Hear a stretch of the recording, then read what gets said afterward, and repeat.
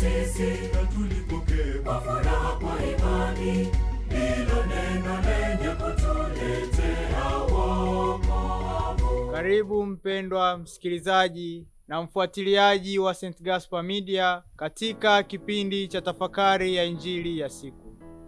Leo Alhamis, juma la 5, kipindi cha kawaida mwaka A wa kanisa. Masomo ya leo, somo la kwanza linatoka katika kitabu cha kwanza cha Wafalme sura ya 11 aya ya 4 hadi ya 13, na Injili kama ilivyoandikwa na mwinjili Marko sura ya 7 aya ya 24 mpaka ya 30.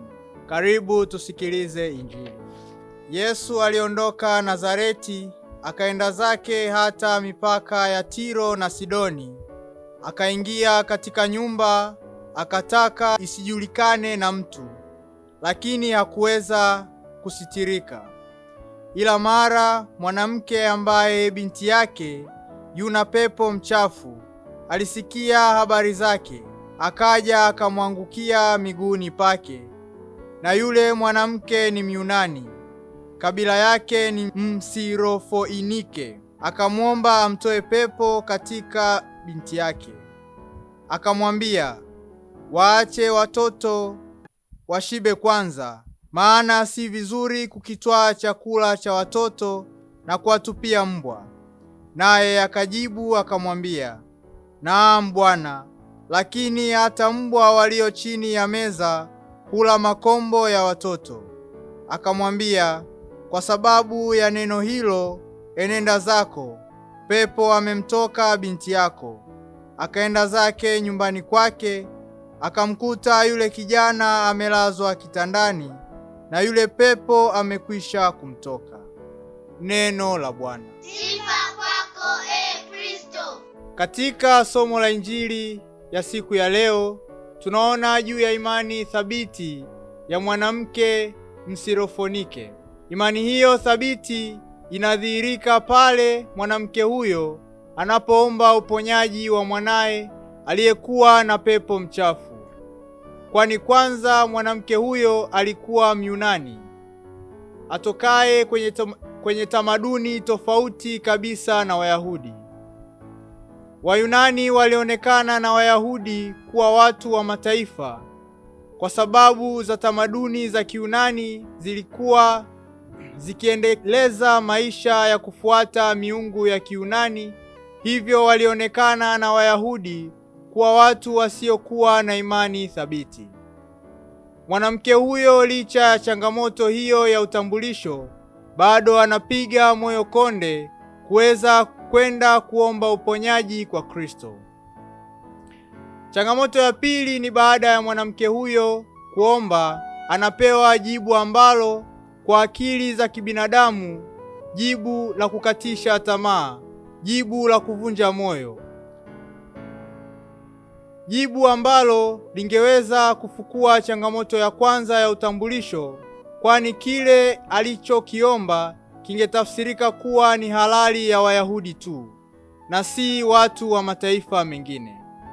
Lakini jibu hilo linakuwa chachu ya mwanamke huyo kuomba zaidi, kwani anageuza changamoto hiyo kuwa fursa ya Yesu kumsikiliza vyema. Pia inaonyesha uthabiti wa imani ya mwanamke huyo kwa kupokea changamoto na si kukimbia na kuweza kuishinda, na katika hilo anapata kile anachokiomba. Baada ya kuhakikishiwa uponyaji kwa binti yake, mwanamke huyo pasi na mashaka na wala kuuliza, alienda moja kwa moja nyumbani kwake akiamini kuwa bintiye ameponywa. Hii ni kutokana na imani thabiti mwanamke huyo aliyokuwa nayo katika uponyaji wa Kristo, kwani hakuweza kuuliza wala kutaka kujihakikishia. Aliamini na kuweza kufuata kile ambacho Kristo alinena juu ya binti yake. Ndugu zangu, katika somo hili tunapata mafundisho mbalimbali. Mosi, uponyaji unahitaji utayari. Mwanamke huyo asingekuwa na utayari wa kukubali kwenda kumtafuta Kristo basi bintiye asingepata uponyaji.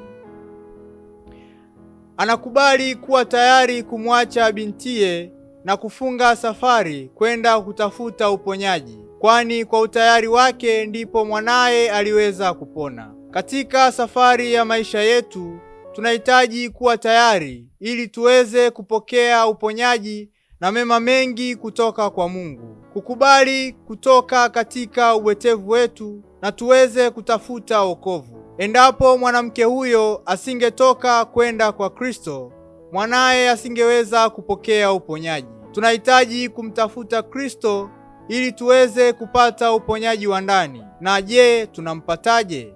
Ni katika sala, kusikiliza na kusoma neno lake, kupokea masakramenti, vyote vikichagiza imani yetu thabiti kwa Kristo. Na tofauti na ufahamu unaoshamiri sasa wa watu kutaka uponyaji, miujiza na wokovu, pasi kuwa tayari kujitoa ili kuupata. Tunatamani kubaki katika ubwetevu wetu na tupokee wokovu.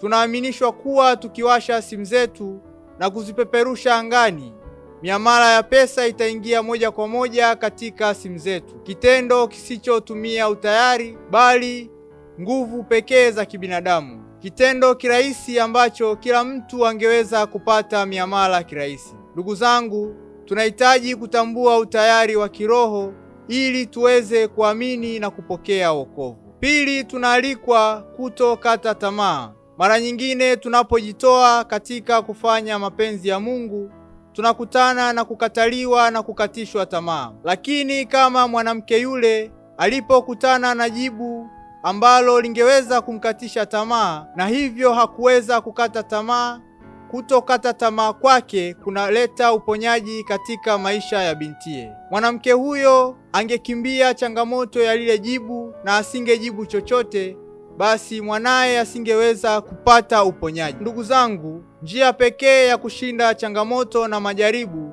siyo kuyakimbia bali kuyakabili, na tunapoyakabili ndipo ushindi wetu unapodhihirishwa. Tukikimbia changamoto, basi tunakubali kushindwa. Tatu, imani thabiti ni kuweka matumaini yetu yote kwa Mungu pasi na mashaka.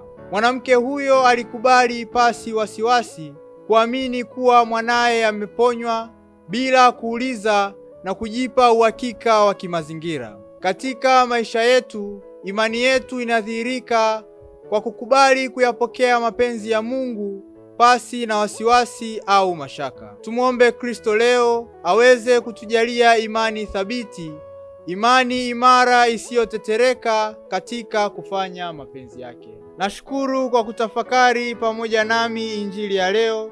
Niliyekuletea tafakari hii ni mimi Frater Samuel Alphonse Kauki wa shirika la wamisionari wa damu takatifu ya Yesu kutoka seminari kuu ya Mtakatifu Gaspari del Bufalo, Kola, Morogoro. Itukuzwe damu ya Kristo!